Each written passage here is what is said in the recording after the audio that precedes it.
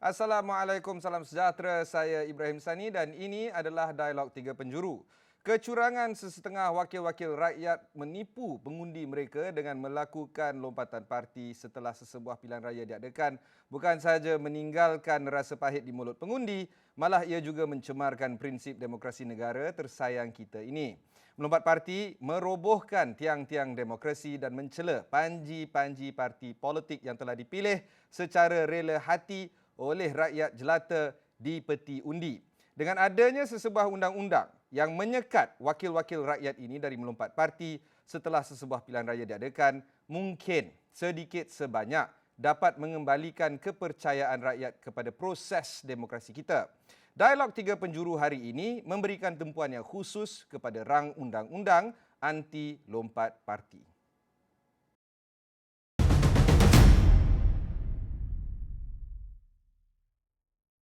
Apa perhitungan terhadap proses untuk menjadikan rang undang-undang anti lompat parti ini sebuah realiti? Bersama kita pada hari ini, 3 ahli parlimen yang lantang bersuara untuk memastikan rang undang-undang anti lompat parti ini berjaya dibentangkan di parlimen. Bersama kami adalah Datuk Seri Azalina Osman Said, ahli Parlimen Pengerang. Juga bersama kami pada malam ini adalah Yang Berhormat Fahmi Fadzil, ahli Parlimen Lembah Pantai, dan juga untuk menyerikan majlis lagi, Yang Berhormat Anthony Loke, ahli Parlimen Seremban, juga bersama kita. Mungkin kita boleh mulakan dengan Datuk Seri Azalina tentang isu mengapa rang undang-undang ini masih belum lagi dibentangkan dan apa mungkin halangan dari isu ini dibentangkan dengan segera. Terima kasih ya Ibrahim. Sebenarnya saya pun dapat tahu cerita yang rang undang-undang ni tidak akan dibentangkan sesi ini melalui siaran akhbar oleh Yang Berhormat Menteri Undang-Undang. Apa yang agak terperanjat sebab sesi libat urus tu telah dilakukan dengan ramai ahli-ahli politik. Sementara tadi saya dah bincang dengan Yang Berhormat Anthony Loke dengan Fahmi bahawa wakil-wakil parti kami telah pergi ke mesyuarat yang dipengungsikan oleh Yang Berhormat Menteri dah banyak kali dah. Jadi alasan yang digunakan berkenaan dengan tidak adanya terdapat interpretasi di segi teknikal tu bagi saya agak memeranjatkan lah pertama. Keduanya, saya dah buatkan dalam kenyataan sosial media saya bahawa parti saya Barisan Nasional UMNO tidak pernah berganjak daripada kedudukan kami menyokong. Contohnya dalam PRN di Melaka dan di Johor kami bercakap tentang enactment lompat parti di negeri-negeri, dan kemudian Timbalan Presiden dan Presiden baru-baru ni dalam mesyuarat Perhimpunan Agung UMNO sendiri bercakap dalam ucapan tentang pentingnya akta lompat parti ini. Isu sekarang ni ialah isu interpretasi, dan kalau kita tengok di Pulau Pinang sebagai contoh, saya selalu percaya bahawa di segi undang-undang tu nak si budaya tak nak si budalih. Dan kalau kita nak buat, kita boleh buat dalam format yang paling simple, paling mudah menyatakan bahawa tindakan bergerak tu adalah satu tindakan lompat parti dalam apa alasan sekalipun. Itu satu definisi yang boleh kita rujuk kalau kita nak tengok dalam pembentangan yang lebih luas. Tetapi sebagai ahli parlimen kami-kami ni semua, kalau semuanya bersuara untuk membahaskan isu-isu teknikal ni boleh dipersetujui oleh kami-kami dalam perdebatan dan kemudian undian. Maknanya di segi prosedur ni tak ada masalah. Untuk kerajaan je bawa pada meja kami untuk dibahaskan kalau nak dibuat oleh kerajaan lah. Maknanya nothing impossible. Pucuk pimpinan parti Datuk Seri juga menyatakan hasrat untuk rang undang-undang ini dibentangkan. Naib Presiden UMNO Datuk Seri Muhammad Khalid berkata pada hari ini sokongan bipartisan sedemikian bukan sahaja unik tapi menggambarkan betapa Malaysia sedang bergerak di landasan yang betul dalam kematangan politiknya. Juga Setiausaha Agong DAP, former Setiausaha Agong DAP, Lim Guan Eng menegaskan bahawa Pakatan Harapan memberi amaran untuk membatalkan MOU yang ditandatangani bersama kerajaan sekiranya rang undang-undang ini tidak dibentangkan seperti mana dijanjikan. Mungkin YB Anthony boleh terangkan serba sedikit tentang tindakan dan reaksi Pakatan Harapan susulan daripada rang undang-undang ini tidak dibentangkan dalam sesi ini. Salam sejahtera, Saudara Ibrahim dan juga rakan-rakan panel. Terlebih dahulu sudah tentunya kita berasa kecewa kerana apa yang telah pun kita sepakati dalam MOU Transformasi dan Kestabilan Politik di antara Kerajaan Persekutuan dan Pakatan Harapan ialah membawa orang undang-undang pindaan perlembagaan ini untuk merarang lompat parti ini dalam sidang pertama, sesi pertama tahun ini yang bakal berlangsung dan juga berakhir pada minggu ini. Sepatutnya ia dapat dilaksanakan dalam minggu ini juga. Tetapi malangnya kita mendapat tahu bahawa ia tidak akan dibentangkan dalam sesi kali ini. Tetapi dimaklumkan bahawa akan dibawa untuk dalam satu sesi khas. Jadi itu adalah satu kekecewaan yang kita perlu luahkan. Bahawa ia sesuatu yang tidak mengikuti semangat dan juga apa yang telah pun dipersetujui dalam MOU. Seperti kata Yang Berhormat Datuk Seri Azharina, rang undang-undang tersebut telah pun siap, telah pun ada draft. Ini cuma perlukan kelulusan kabinet untuk dibawa ke Dewan Rakyat. Apabila kabinet memberikan green light, maka ia boleh dibentangkan untuk bacaan pertama di Dewan Rakyat dan dalam tempoh 48 jam ia boleh dibahaskan untuk bacaan kedua dan bacaan ketiga. Apa-apa masalah teknikal kita boleh selesaikan dalam persidangan Dewan Rakyat. Jadi itu ulasan saya.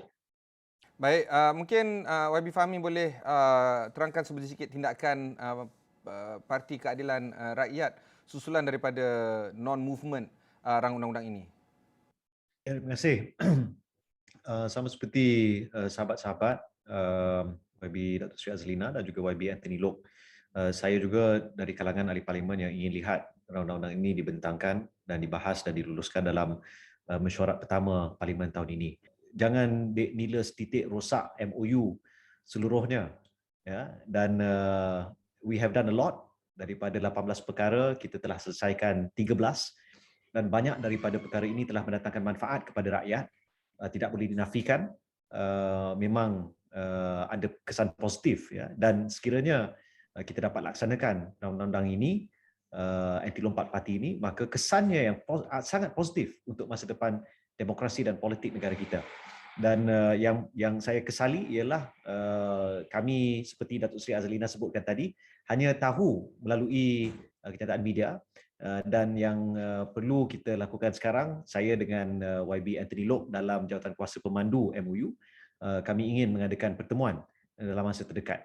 Malangnya saya difahamkan Datuk Seri Dr. Wan Junaidi sekarang ni positif COVID, jadi mungkin sedikit sukar untuk bertemu secara fizikal. Sekiranya mungkin YB Fahmi boleh pick up this particular point. Sekiranya perkara ini masih tidak dapat lagi diperselesaikan dengan baik, adakah ini bermaksud tindakan drastik mungkin diambil oleh Keadilan, Pakatan Harapan ataupun mungkin individual MPs? Apa tindakan yang kita boleh expect ataupun jangkakan daripada susulan non-movement ini?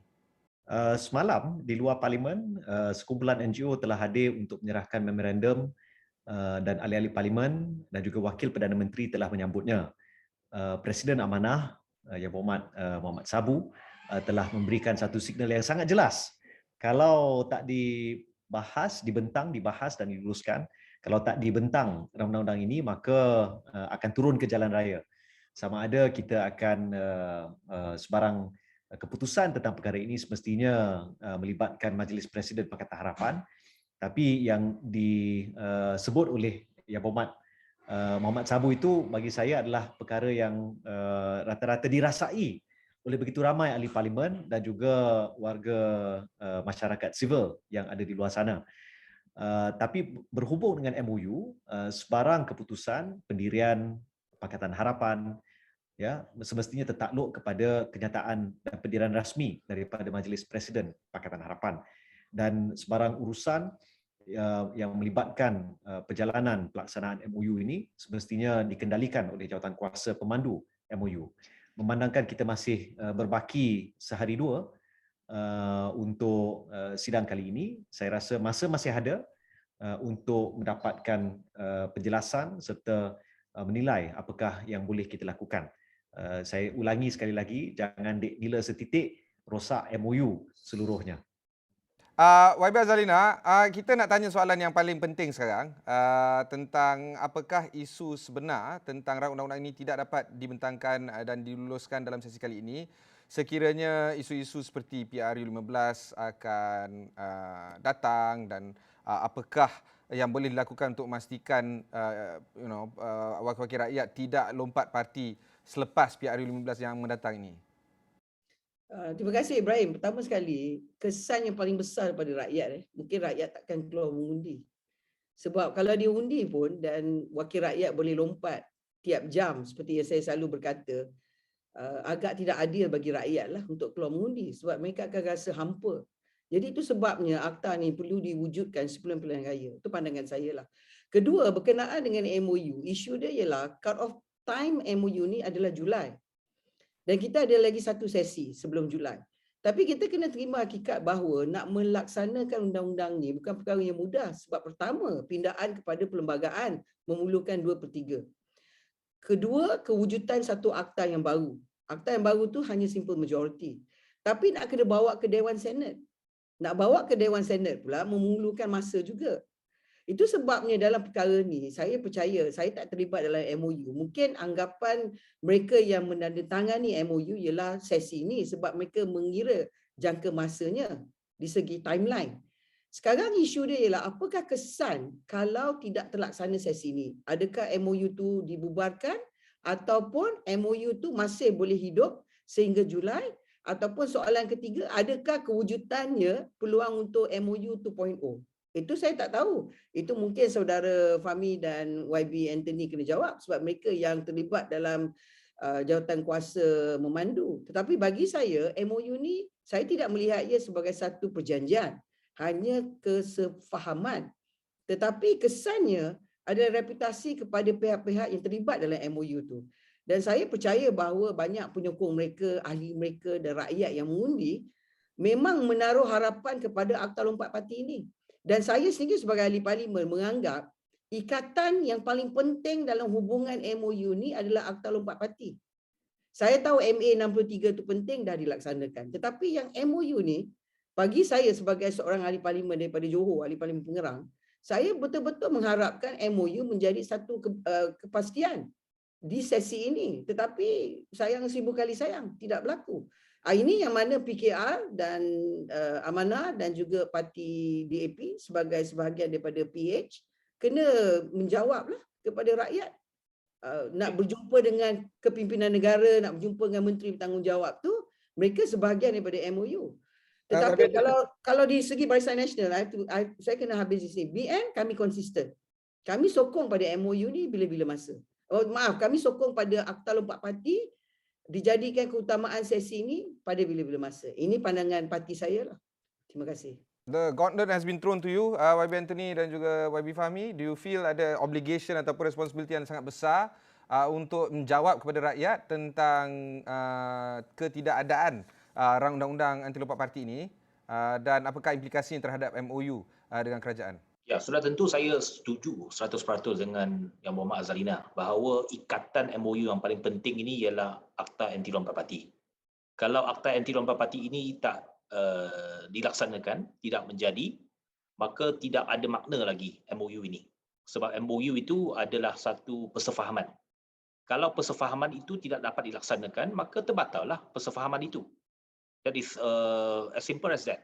Sebab dia betul bukan satu perjanjian, tetapi satu persefahaman dan dia melibatkan integriti dan juga credibility kerajaan. Sebab kita menandatangani persefahaman ini dengan Kerajaan Persekutuan. Ini kena ingat, dia bukan antara Pakatan Harapan dengan pihak mana-mana parti gabungan dalam kerajaan, sama ada BN ataupun Perikatan Nasional. Tetapi kita MOU ini ialah antara PH dan juga Kerajaan Persekutuan. Dan untuk membawa rang undang-undang ini, ia mesti datang daripada kerajaan. Kalau kita nak kecuali kerajaan membenarkan satu rang undang-undang persentrian ataupun Private Members Bill. Tetapi kita tahu bahawa Private Members Bill itu tidak akan diberikan prioriti di Dewan Rakyat. Jadi adalah obligasi itu ialah berada di pihak kerajaan untuk membentangkan rang undang-undang itu untuk bacaan pertama dan seterusnya bacaan kedua. Dan obligasi di pihak Pakatan Harapan ialah menyokong dan juga meluluskan pindaan perlembagaan yang memerlukan majoriti 2/3. Dan kita telah memberikan satu kepastian dan juga satu komitmen bahawa apabila rang undang-undang ini dibawa ke Parlimen, kita akan menyokong, kita akan mengundi untuk meluluskan pindaan perlembagaan tersebut. Jadi itu obligasi kita. Tetapi sekarang ini, obligasi kerajaan ialah bawa rang undang-undang itu. Jadi persoalan nak jawab kepada rakyat, patutnya jawab daripada kerajaan. Kerajaan Persekutuan yang diketuai oleh Perdana Menteri perlu menjawab apakah mereka tidak dapat melaksanakan obligasi ini.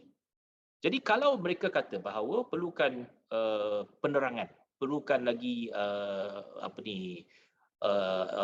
konsultasi dengan pihak parti-parti, bagi satu timeline, bagi 1 minggu ke 2 minggu ke, dan kita telah menyatakan bahawa kita bukannya unreasonable.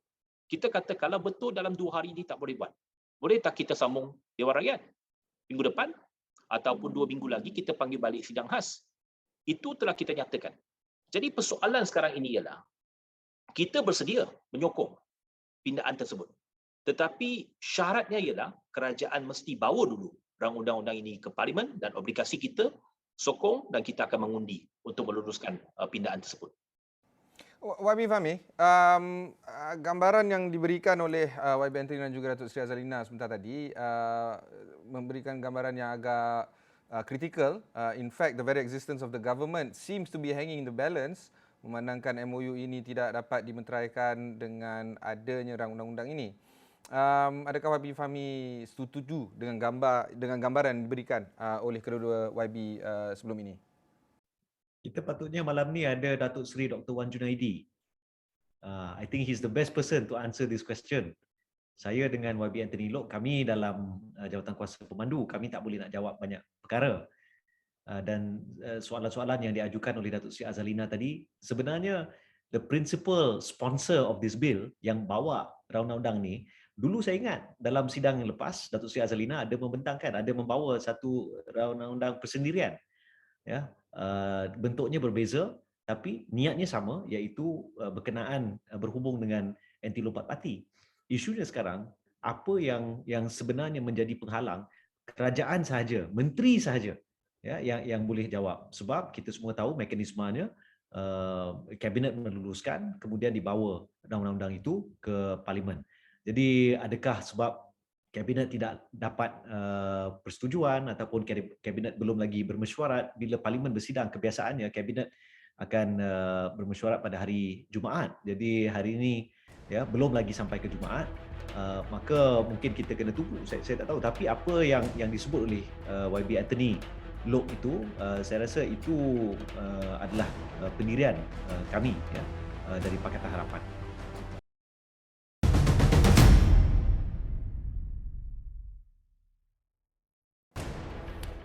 Mungkin saya kembali kepada Datuk Seri Azalina. Kenyataan yang Datuk Seri berikan tadi sama seperti mukadimah yang saya berikan kepada rancangan ini, iaitu pencelaan terhadap prinsip demokrasi yang wujud selama ini di negara kita semakin terhakis kerana kecurangan wakil-wakil rakyat ini melompat parti setelah pilihan raya diadakan. Mungkin YB Azalina boleh terangkan sedikit mengapa UMNO masih lagi menerima setengah ahli-ahli parlimen ini dan mengapa tidak dihukum mana-mana parti ahli UMNO yang meninggalkan parti. Dan soalan sama saya akan tujukan kepada YB Fahmi dan juga YB Anthony sebentar nanti. Tapi mungkin pendirian UMNO itu sendiri, YB Azalina. Saya sebenarnya tak setujulah dengan soalan Ibrahim dan kenyataan Ibrahim, sebab bagi UMNO kami memang melakukan tindakan. Mereka yang keluar pada parti itu dah keluar pada parti. Perbezaan dia ialah kami saman dan saman itu telah ditarik balik. Tetapi PRN Melaka dan Johor, kami membuatkan satu perjanjian sampingan yang mana sesiapa yang bertanding perlu menandatangani perjanjian kontrak di antara parti, sebab mereka bertanding atas tiket parti. Yang banyak orang tak tahu, Ibrahim, bahawa bila nak bercakap tentang lompat parti ni, kalau kita tanya orang politik, kebanyakan mereka yang lompat, dia akan gerun dengan akta ni. Tetapi kalau kita tak diniat nak lompat, kita tak ada masalah dengan akta ni. Saya tak tahulah, mungkin YB Anthony dan YB Fahmi sebagai orang parti, termasuk saya sendiri, saya tak ada masalah dalam elemen isu tentang kewujudan Akta Lompat Parti. Perbezaan dia ialah saya tekan dalam private members bill yang mana YB Fahmi sebut tu ialah saya mewujudkan recall remedy. Sebab recall remedy ni bagi saya ialah penyelesaian kepada konflik yang berlaku. Kalau contohnya saya dengar cerita antara masalah yang paling besar ialah bila wakil rakyat itu dibuang daripada parti. Adakah lompat parti termasuk mereka yang dibuang sebagai tindakan disiplin? Maknanya bila parti itu marah kepada orang politik tu dibuang. Jadi bila dia buang maka gugurlah kerusi. Jadi itu menjadi satu konsep yang tidak ada kepada orang politik. Contohnya dalam sistem Westminster, Ibrahim, ahli-ahli politik seperti kami dalam Dewan berhak untuk cross the floor. Maknanya kami boleh bahas atas isu yang parti tak bersetuju. Tetapi parti tidak boleh adakan tindakan. Itu sebabnya dalam Dewan kami ada immunity. Maknanya kami mempunyai perlindungan yang diberi oleh perlembagaan supaya kami boleh berbahas dalam apa isu, terutama sekali isu mewakili rakyat. Okey. Berbalik kepada elemen lompat parti ini, saya mencadangkan recall remedy sebagai penyelesaian ialah kerana dalam apa aspek sekalipun, saya meletakkan suara balik kepada rakyat untuk menentukan sama ada wakil rakyat tu stay or go. Contohnya kalau parti dia buang, dalam Akta Lompat Parti mungkin dia akan dilihat sebagai lompat. Tetapi tak perlu diadakan pilihan raya semula. Kalau sebagai contoh, contoh saya bagi 40% daripada pengundi berkata dia boleh kekal sebagai wakil rakyat mereka. Walaupun tidak berparti sebagai contoh. Maknanya saya mencari preemptive solution kepada masalah interpretasi kepada lompat parti. Tetapi ada dua elemen. Satu, lompat, tindakan lompat apa sebab sekalipun. Kedua, berkenaan dengan remedy bila dia lompat, contoh.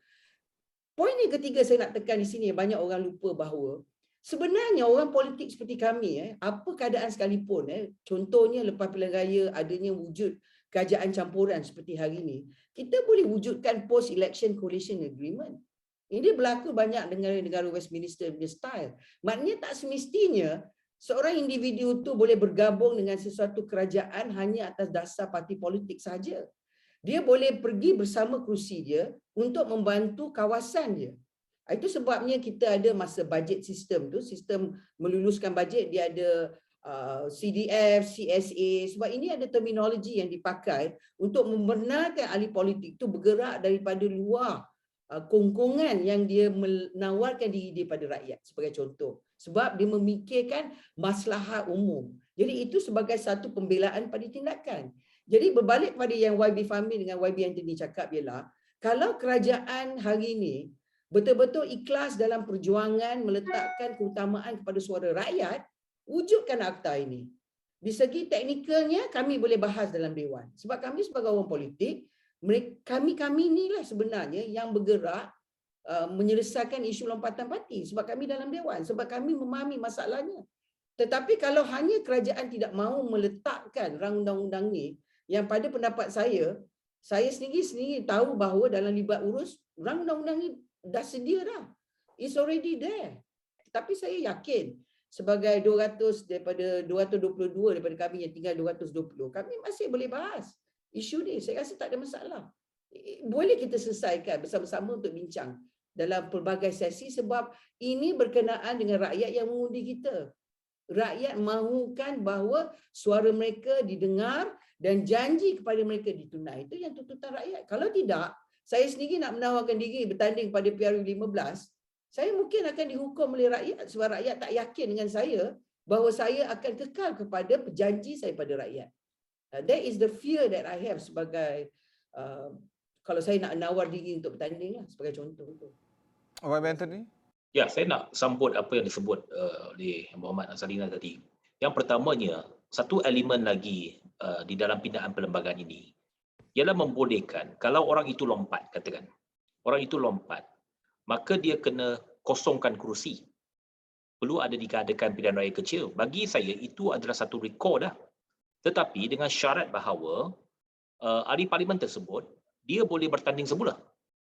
Dia boleh bertanding semula. Sebab sekarang ini, di bawah perlembagaan kita, kalau seseorang itu letak jawatan, maka dia tak boleh bertanding 5 tahun. 5 tahun dia tak boleh bertanding. Kalau dia disampaikan kesalahan ataupun dia meletak jawatan sendiri secara sukarela, dia tak boleh bertanding 5 tahun. Tetapi dalam pindaan yang kita cadangkan ini, kalau dia lompat dan kerusi itu terpaksa dikosongkan, maka orang yang sama, dia boleh bertanding. Kalau dia popular sangat, dia kata dia baik, dia dihukum oleh parti dan sebagainya, kena buang dan sebagainya. Bagi saya tak menjadi masalah. Kalau dia kena buang atas prinsip, maka dia boleh bertanding. Dan saya yakin rakyat akan memberikan sokongan kepada orang itu kalau betul dia berada di pihak yang betul. Jadi bagi saya, persoalan kononnya bahawa parti menghukum orang itu dan dia kena buang. Bagi saya itu bukannya satu logik yang boleh kita terima. Kalau betul itu berlaku, maka biarlah rakyat yang menjadi hakim. Bukan parti yang menentukan orang itu betul atau salah. Tetapi rakyat akan memilih semula wakil rakyat tersebut sebagai ahli parlimen mereka. Yang keduanya, saya rasa sekarang ini yang paling pentingnya ialah kita kena bentangkan. Saya nak seru kepada Yang Berhormat Azalina selaku penasihat undang-undang kepada Perdana Menteri supaya boleh nasihatkan Perdana Menteri selaku ketua majlis untuk bawa rang undang-undang ini. Walaupun mungkin ada perbezaan pendapat di kalangan ahli-ahli kabinet, tetapi saya rasa selaku ketua majlis, beliau sudah tentunya ada kuasa untuk membawa rang undang-undang itu dan dibawa ke parlimen, ke Dewan Rakyat. Dan saya yakin kalau dibawa ke Dewan Rakyat, kita akan mendapat sokongan majoriti 2/3. Dan kita di pihak Pakatan Harapan memberikan komitmen penuh bahawa setiap ahli parlimen PH akan menyokong pindaan tersebut. Sebelum kita pergi ke YB Fahmi, mungkin YB Azalina boleh respon terhadap pelawaan yang diberikan? Saya sebenarnya tak ada masalah nak bagi nasihat pada Perdana Menteri. Itu kalau Perdana Menteri tanya pendapat saya. Dan saya begitu konsisten dalam isu lompat parti. Masalahnya ialah kerajaan hari ini yang dipimpin oleh Naib Presiden daripada UMNO Barisan Nasional. Sebenarnya hanya adalah dilihat sebagai, kalau kita tengok kepada jumlah menteri-menteri daripada UMNO, lebih kurang pada 12. Di segi peratusan 34%. Yang lainnya daripada menteri lain, dan kalau kita lihat semua kerajaan campuran, mereka perlu mendapatkan konsensus.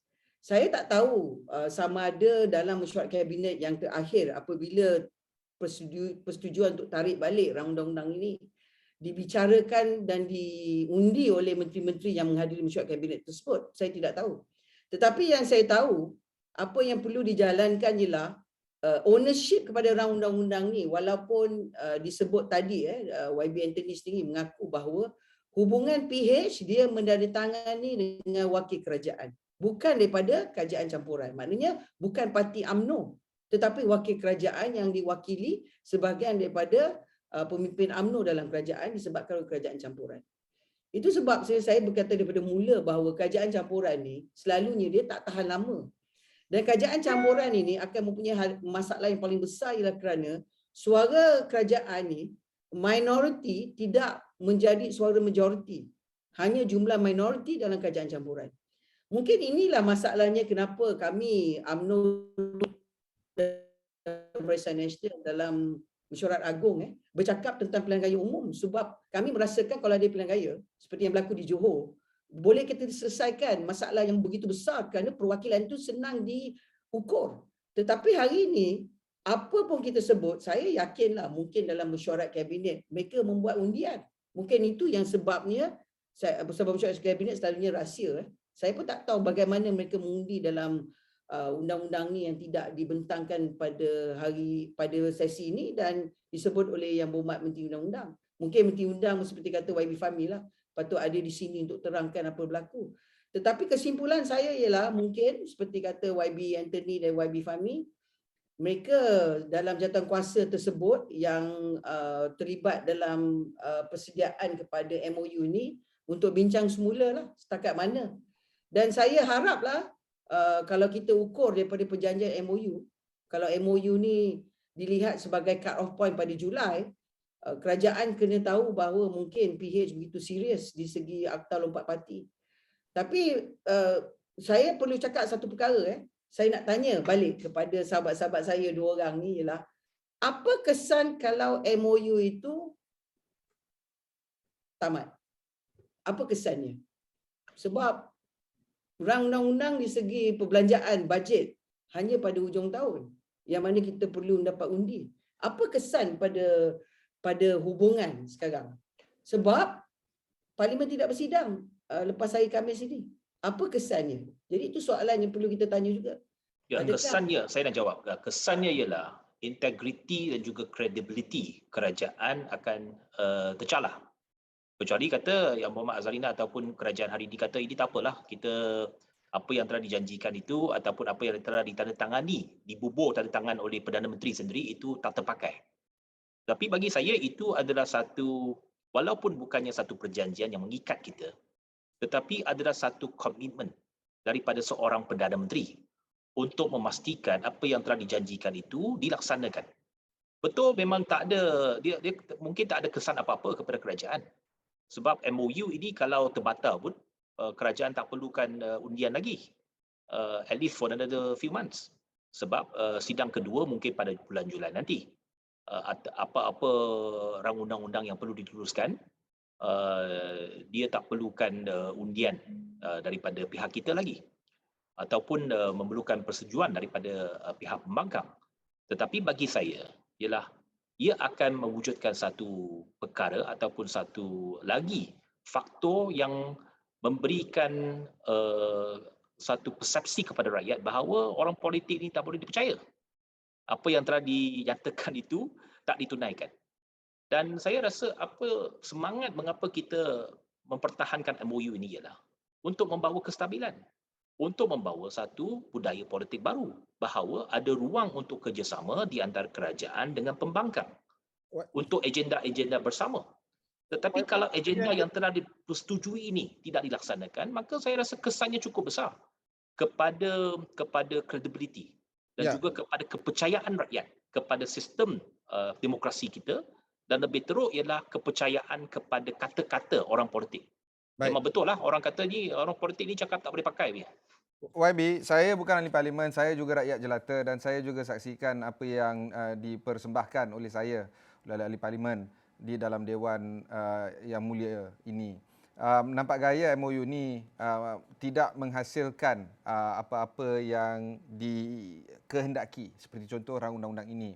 Adakah ini bermaksud MOU ini tidak lagi boleh berfungsi dengan keadaan seadanya? Dan mungkin apa yang dinyatakan oleh YB Azharina tadi perlu diperbahaskan dalam mesyuarat pada malam ini, iaitu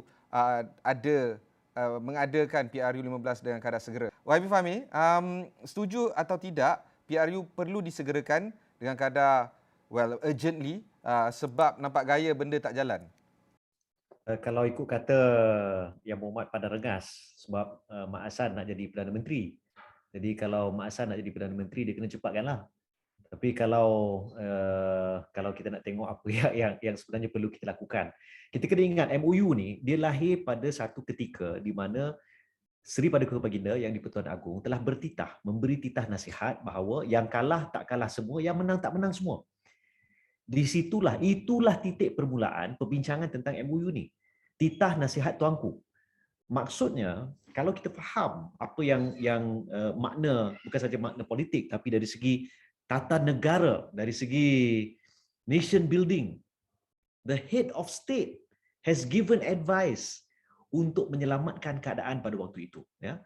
Dan saya rasa kalau kita MOU ni sehingga hujung Julai, Yang Mohamad Anthony Loke sebelum ni pernah memberikan pandangan dan saranan, mungkin kita perlukan MOU kedua, MOU 2.0.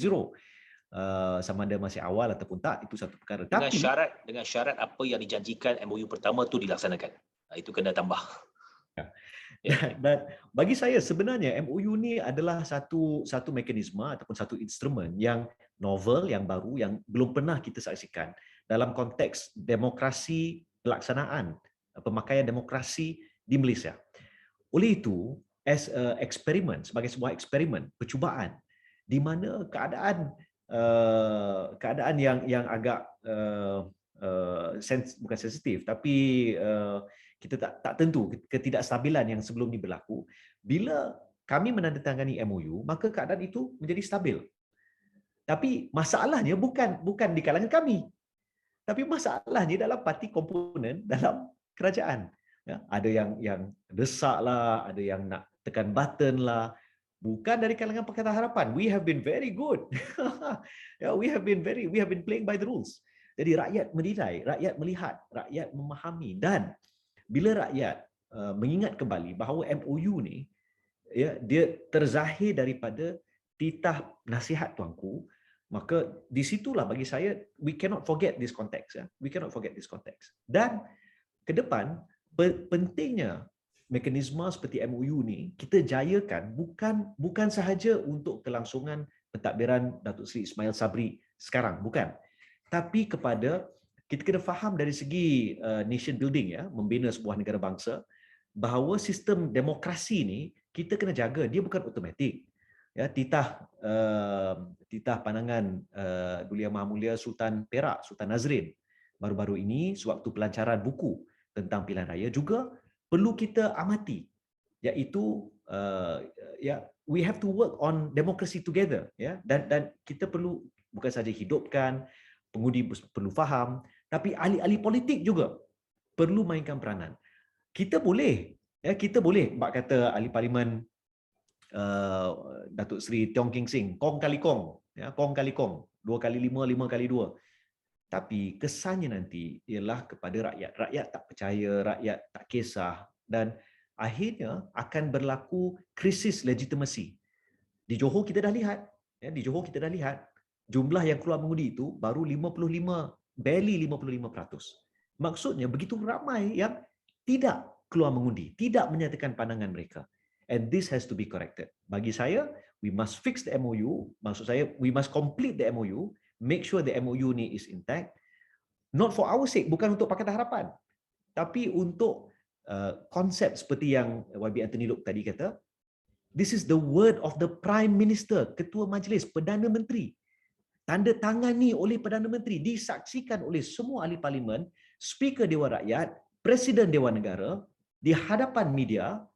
Kalau Perdana Menteri gagal melaksanakan, kerajaan gagal melaksanakan MOU, kesannya ialah pada persepsi apa guna ada kerajaan, apa guna ada janji Perdana Menteri, apa guna tanda tangan Perdana Menteri. Demi kesannya, ramifikasinya, ya, natijahnya ada di sini.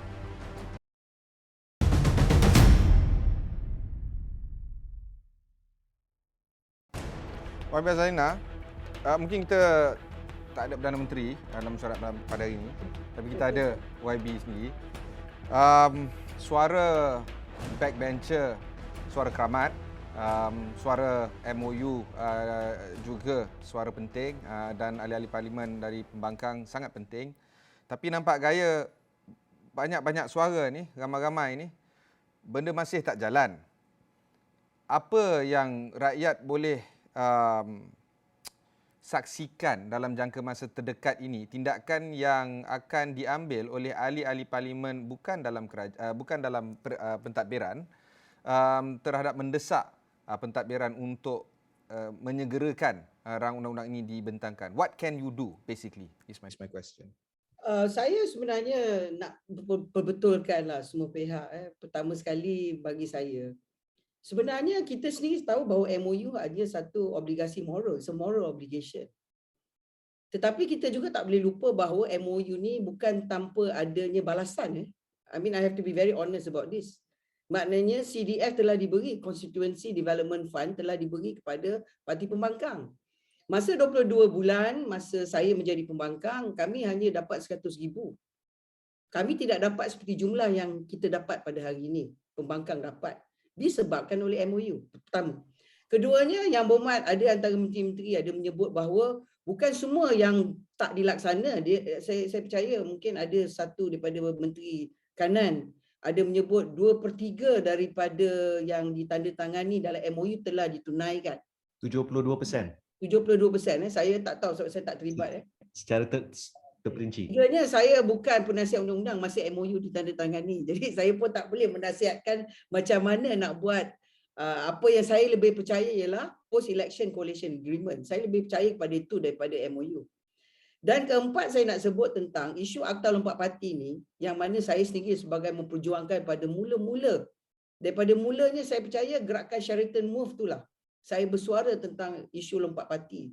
Sebab lompat parti ni adalah sesuatu elemen yang begitu bahaya Bukan saja bagi pihak kerajaan pusat tapi juga pihak kerajaan negeri. Apa berlaku di Melaka ialah kerana isu lompat katak. Jadi sebenarnya di sini YB Anthony sendiri tengah mengaku bahawa Akta Lompat Parti ini adalah antara akta yang mungkin dilihat sebagai mother of all terms of agreement dalam MOU lah. Kemungkinan mungkin pada dia ranggut tu maknanya betul lah. Bagi saya ini penting sebab bagi saya ialah seperti saya sebut banyak kali komitmen kepada rakyat. Akhirnya bagi saya yang paling penting ialah kita kena tanya rakyat apa yang rakyat nak, dan rakyat nakkan Akta Lompat Parti.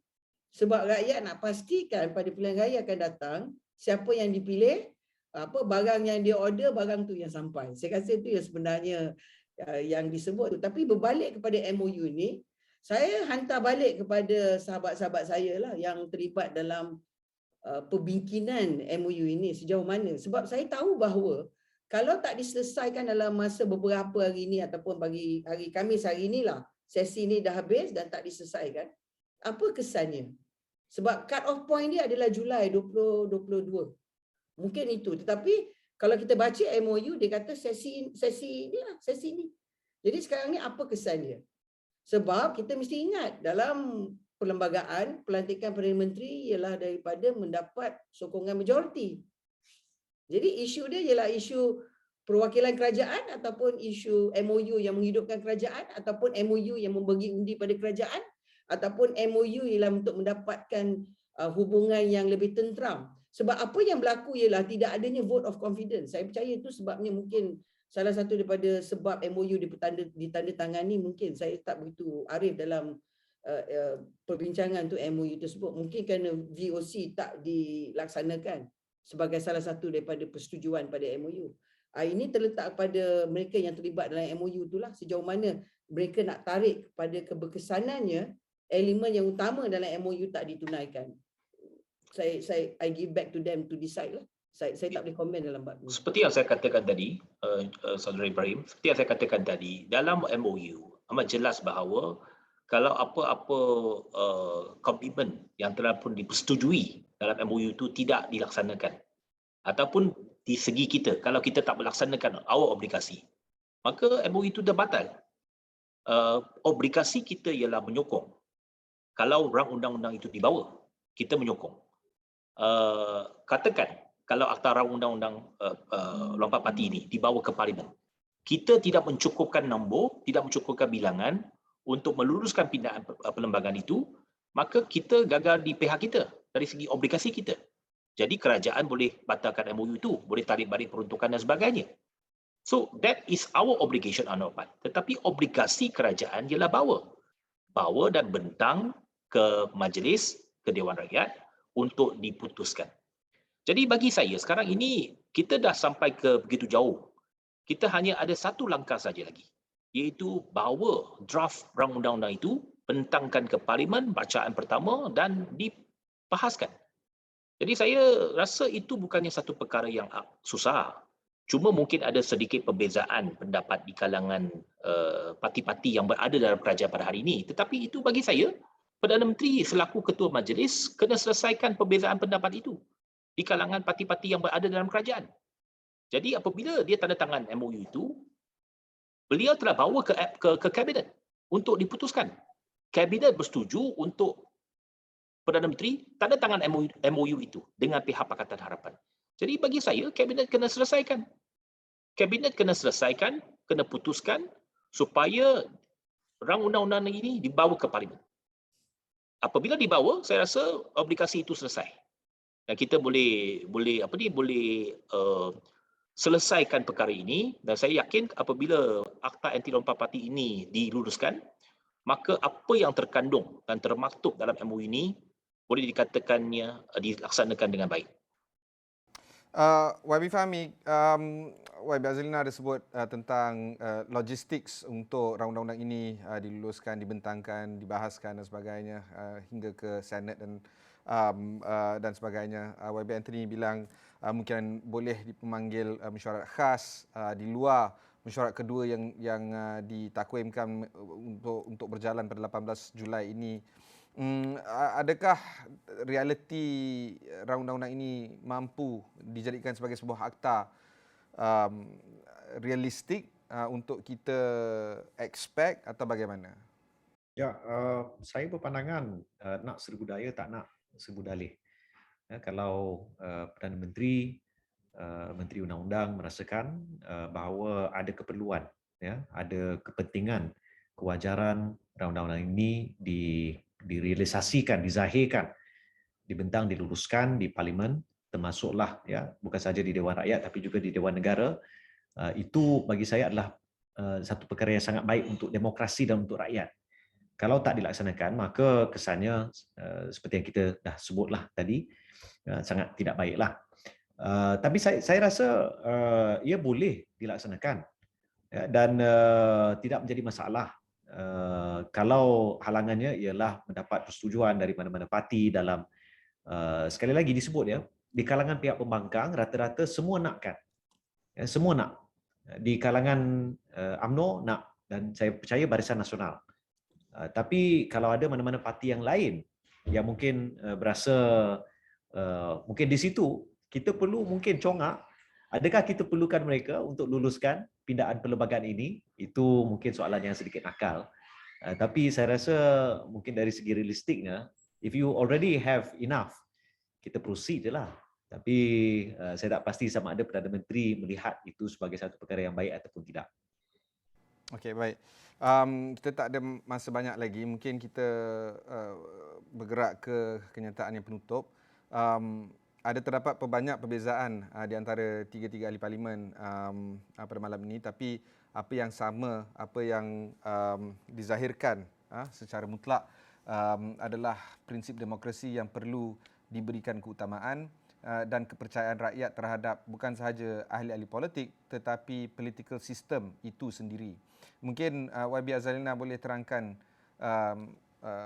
seminit dua tentang implikasi terhadap demokrasi seandainya rang undang-undang ini tidak dibentangkan dan diluluskan.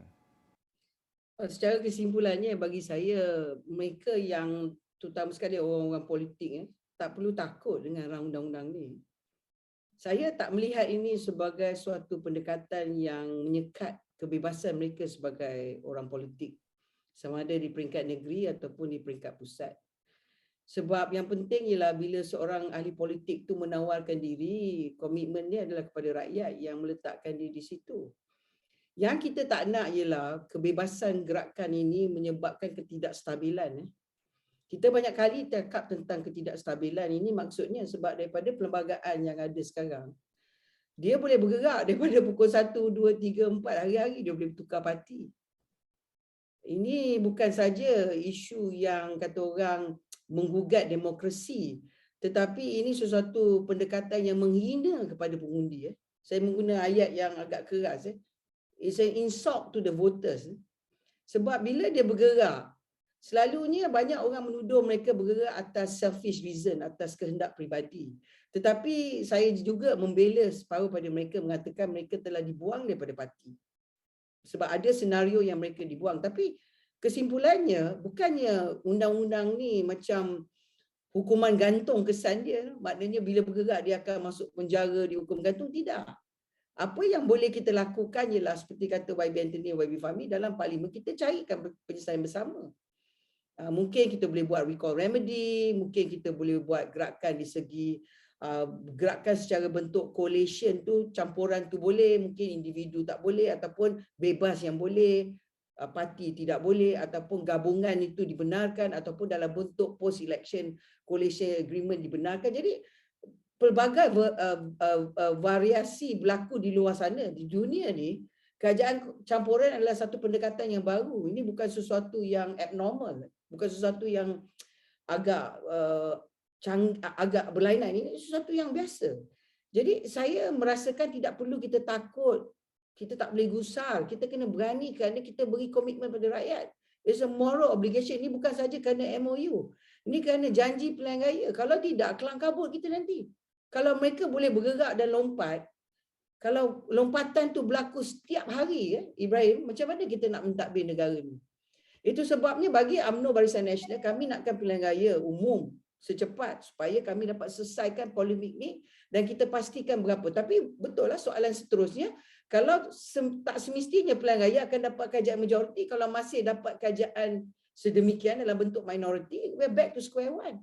Sekurang-kurangnya Akta Lompat Parti ini boleh mengurangkan tekanan kepada pengundi. Bila dia keluar mengundi, dia tahu bahawa kalau pun ahli parlimen dia bergerak, adanya pendekatan remedy yang wujud untuk dia sebagai pengundi. Itu bagi pemikiran saya lah. Baik, Tapi YB saya Anthony. harap kerajaan lebih terbuka lah. Jangan terlampau takut kepada isu lompat parti. Ini tak ada apa. Ini benda yang biasa. Berlaku satu dunia ada undang-undang. Jadi nothing to be afraid of. Terima kasih. Terima kasih. YB Anthony. Ya, saya setuju sangat apa yang dilontarkan oleh Muhammad Azalina. Nothing to be afraid of. Kalau kita ini adalah ahli politik yang percaya kepada sistem demokrasi dan kita bercakap benar dan kita pegang kepada apa yang kita janjikan kepada rakyat, nothing to be afraid of. Dan betul kalau di persimpangan ataupun selepas 1-2 tahun dia ada masalah dengan parti dia ataupun dibuang ataupun dia dah rasa dia tak sehaluan dengan pendirian parti. Keluar partilah. Kalau keluar parti, you tak masuk parti lain, kosongkan kerusi, adakan pilihan raya kecil.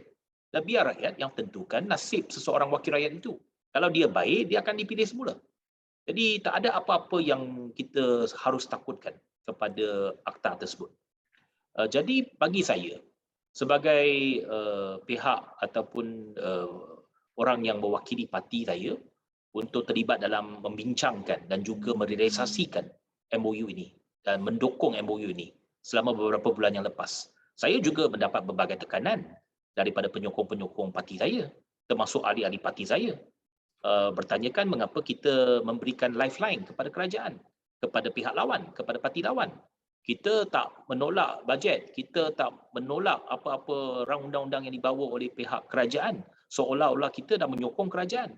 Tetapi bagi saya, itu bukan soalnya.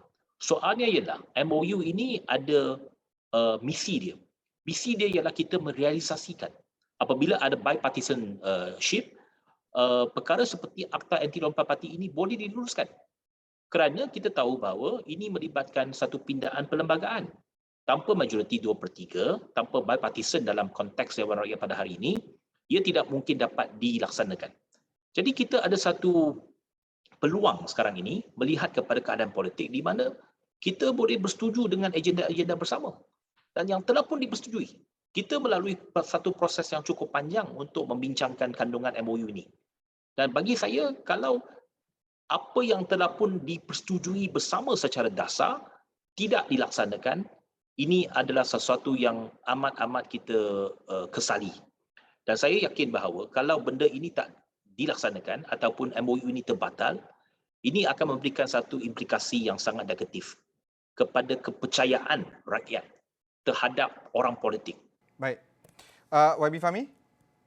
Ya, dalam konteks MOU, memang mungkin jangkaan kita 30 tahun dari sekarang, 50 tahun dari sekarang, rakyat Malaysia di masa depan akan melihat ini sebagai salah satu insiden dalam lipatan sejarah yang kita harapkan positif ya, dalam usaha untuk menstabilkan keadaan politik.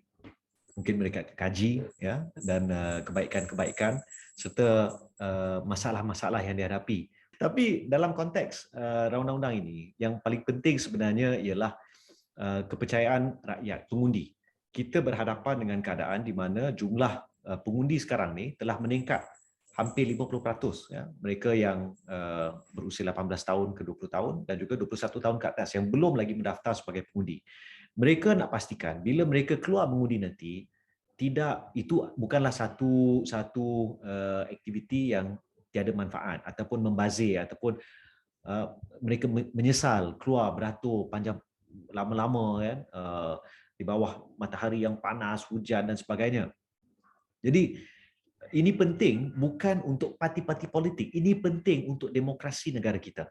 Dan MOU ni dia adalah kita kena lihat seperti yang saya sebut tadi dalam konteks titah nasihat tuanku dan juga untuk menstabilkan keadaan dan sebagai satu mekanisme yang pada pendirian saya, pada pandangan saya perlu dikembangluaskan dalam pelbagai keadaan yang ada. Bukan sebagai CSA, tak semestinya memberi sokongan, tapi setidak-tidaknya menghalang daripada beberapa perkara yang tak diingini berlaku. Mungkin kalau dah ada undang-undang anti lompat parti, di masa depan kita mungkin tak perlukan instrumen seperti MOU lagi dah, kan? Mungkin wujudnya MOU ni, ya, kalau kita tanya dari segi, we think about it in reverse. The MOU exists because we don't have anti lompat parti. Kalau di masa depan kita ada anti lompat parti, tidak akan berlaku lagi lompat-melompat, katak-katak dan sebagainya, maka tak perlu dah mungkin waktu itu MOU. Tapi 18 perkara yang telah kita persetujui ini, sebenarnya bagi saya yang sama penting ialah memastikan institusi parlimen itu bebas, ya, dengan adanya undang-undang perkhidmatan parlimen sekali lagi. Baik. Terima kasih diucapkan kepada Yang Berhormat Fahmi Fadzil, Ahli Parlimen Lembah Pantai. Juga kami ingin mengucapkan terima kasih kepada Yang Berhormat Anthony Loke, Ahli Parlimen Seremban dan juga Ahli Parlimen Pengerang Datuk Seri Azalina Osman Said. Dan juga anda di sana kerana meluangkan masa bersama kami di dalam Dialog 3 Penjuru ini.